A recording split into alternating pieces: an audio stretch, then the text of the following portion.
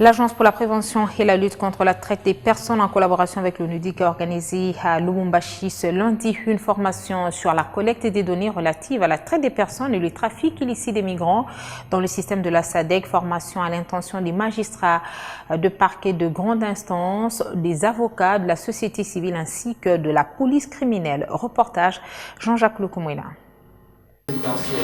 C'est l'hôtel Lubumbashi qui a servi de cadre à cette formation. Les participants ont été outillés sur les cadres juridiques de la RDC, sur l'évolution mondiale et régionale de la traite des personnes.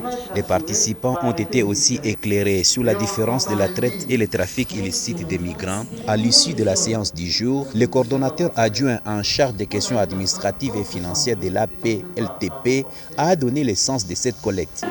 Il s'agit de la Convention sur la criminalité transnationale organisée, qui particulièrement lutte contre la traite des personnes, se conformer en ayant un système informatisé de collecte de données.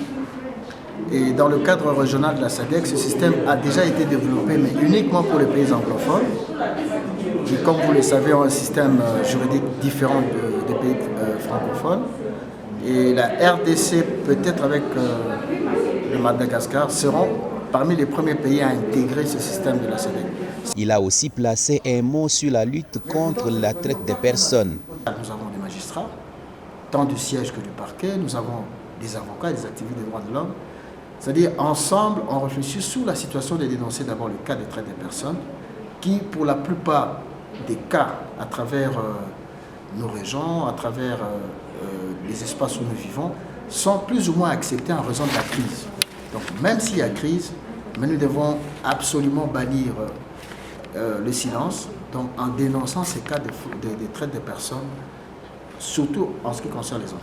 Cette formation de 3 jours prendra fin le 14 avril et les participants continueront à mener la lutte sur terrain.